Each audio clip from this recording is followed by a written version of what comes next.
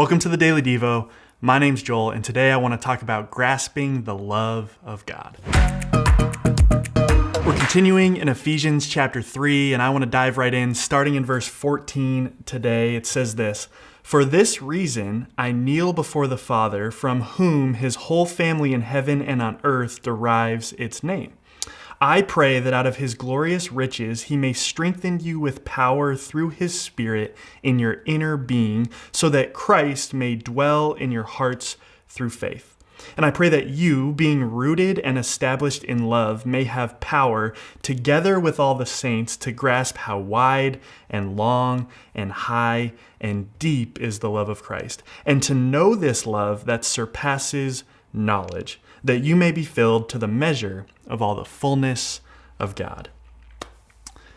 Have you ever tried to explain something to someone, but had difficulty putting it into words?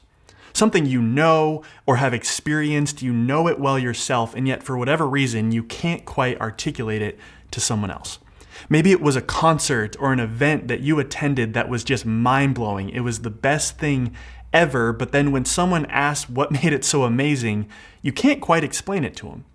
Or maybe it was something where you had a really funny encounter, a really funny story, but you go and try and relay what happened to someone else and they just don't find it that funny and you can't quite articulate it. The reason I start there is because it feels like that's what Paul is talking about in Ephesians chapter 3 today. Paul goes from what we talked about the last few days, where he's talking to the people of Ephesus, and now he shifts into praying for the people of Ephesus. What he starts out by talking about is that he wants Christ to dwell in the hearts of his people, and I think that's beautiful. And the word dwell there, when it says that Christ dwells in our hearts, it's not talking about a stranger showing up and having a temporary stay at an Airbnb.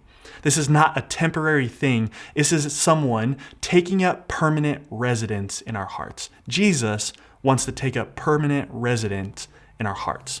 And then he continues and he wants us to grasp the love of God. And he talks about the height and the depth and the length that the love of God has for his children. But then this is where it gets a little bit confusing. He says that he wants us to know the love of God that surpasses knowledge.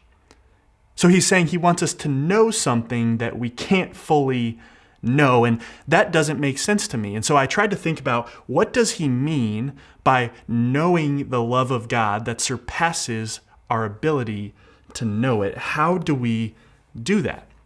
It seems to me that the way that we know the love of God that surpasses intellect and understanding is by experiencing it ourselves. The way we can know this love is not by understanding it or grasping it fully or wrapping our minds around it and being able to articulate it to someone else. The way we know the love of God truly is by experiencing it ourselves. It seems to me that what Paul is getting at here is that there's a difference between knowing about the goodness of who Jesus is and experiencing it yourself. And isn't this true in our lives? It's one thing for us to be able to articulate and understand the good news of the gospel and talk about how Jesus died on the cross. It is a completely different thing for us to understand and experience the truth that Jesus died on the cross for me. It's one thing for us to know that sin and shame have been dealt with once and for all through the sacrifice of Christ. It's a completely different thing for us to understand and experience and walk in the freedom that comes from Jesus dealing with sin and shame. In other words, there's a difference between knowing and knowing. There's a difference between understanding and experiencing the love of God. And so here's the question: do you know the love of God the way that Paul wants us to know the love of God? Have you tasted and experienced his love for you firsthand? Paul's prayer for the Ephesians and my prayer for us today is that we would actually sit with the goodness of Jesus, not just to everyone else, but to us. That he loves not just people corporately, but that he loves me. And that's what it means to know and experience the love of God fully.